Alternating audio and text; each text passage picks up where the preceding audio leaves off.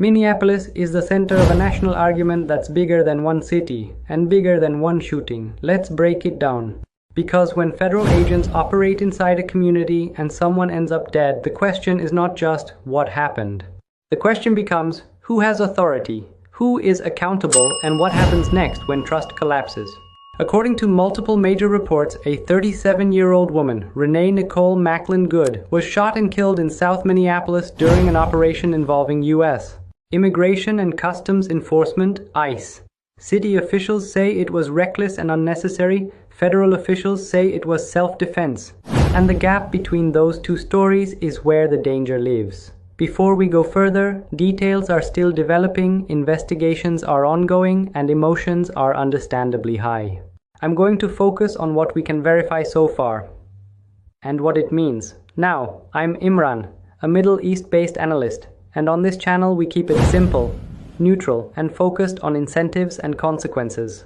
If you value that style, hit like and subscribe. Here's the basic timeline. City officials say Minneapolis police responded just after 9:30 a.m. on January 7th to reports of shots fired near East 34th Street and Portland Avenue. The woman was found in her vehicle with life-threatening injuries and was taken to Hennepin County Medical Center, where she later died. Almost immediately, the political fight began, not only about the use of force, but about who gets to investigate it. Minnesota's Bureau of Criminal Apprehension, the BCA, says it was initially set to conduct a joint investigation with the FBI. And then, later the same day, the FBI told the BCA the U.S. Attorney's Office reversed course and the investigation would be led solely by the FBI. The BCA says it was denied access to evidence and interviews and withdrew. That might sound like bureaucratic drama, but it matters, because in cases like this, public confidence is a fragile currency. When state investigators say they can't independently review the evidence, people assume the system is circling the wagons, even if federal investigators are doing their job correctly. Now add the second layer. Public reaction. Reports describe protesters gathering at federal buildings and confronting masked federal officers. Minnesota's Governor Tim Walz said the National Guard was put on alert as tensions rose, and Minneapolis Mayor Jacob Frey delivered an unusually blunt message demanding accountability and urging residents not to take the bait of escalation. This is the pattern we've seen before in modern American crises. A use of force incident becomes a legitimacy test for law enforcement, for the courts, and for political leadership. So what are the core questions? Question 1. What exactly happened in those seconds before the shooting? Federal officials say the woman used or attempted to use her vehicle as a weapon, that the agent fired because he believed lives were at risk. Some local officials and advocates dispute that framing and point to video they say tells a different story. And until investigators complete their work, this is the most dangerous zone, the narrative vacuum. Because in a narrative vacuum, people fill in the blanks with the story they already believe. If you distrust federal immigration enforcement, you see a militarized agency acting with impunity. If you prioritize officer safety, you see a split-second threat that ended tragically. And once those two camps lock in, compromise becomes almost impossible. Question 2. Why is the car such a central part of the story? In the last few years, vehicle as a weapon has become a powerful legal and political claim because it can justify force very quickly. But it's also a claim that can be contested by angles, timing, and video.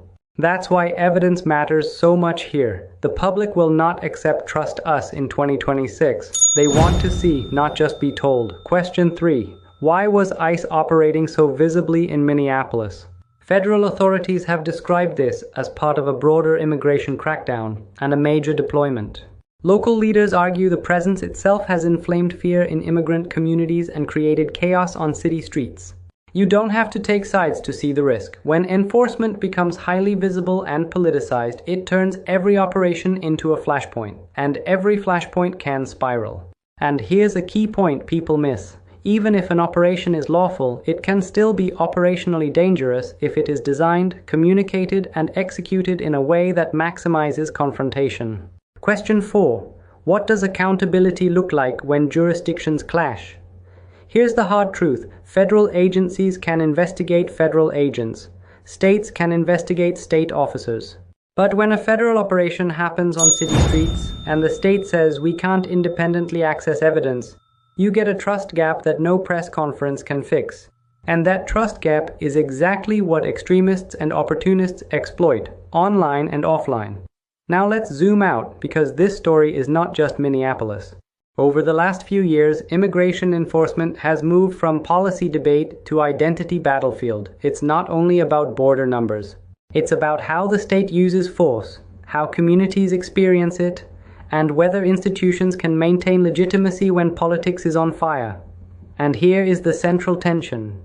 A government can enforce immigration laws aggressively. A government can also maintain community trust. But doing both at the same time requires discipline, transparency, and rules that everyone believes are applied fairly.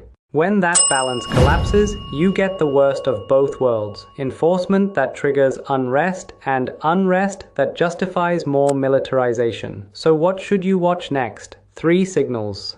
First, video and evidence clarity. If clear footage emerges and is released quickly, it can lower the temperature, even if it makes one side angry.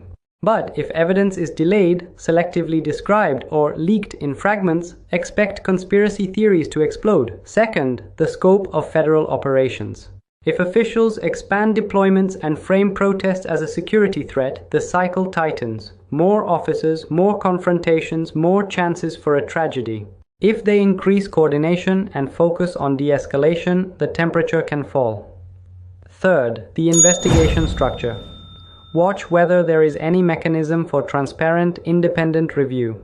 In the US, credibility often depends less on the final conclusion and more on whether people believe the process was fair. And one more thing, the political aftershocks. Look for emergency policy moves from the city, court challenges, and pressure campaigns aimed at Washington.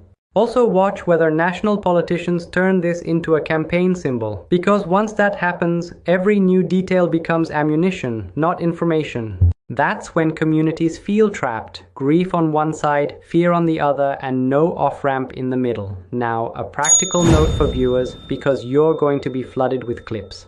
If you see a 10-second video online, assume it's missing context.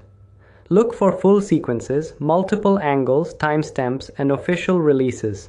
Be careful with captions that tell you what to feel. Now, a human point, because behind politics are real lives. A woman is dead, a family is grieving, officers involved will also live with this moment forever. And a city that already carries heavy history around policing and protest is being pulled back into a national storm. So here's my takeaway. This isn't just about one trigger pull. It's about whether a democracy can run high-intensity enforcement inside its own communities without turning every operation into a legitimacy crisis. And if the answer becomes no, then both sides lose.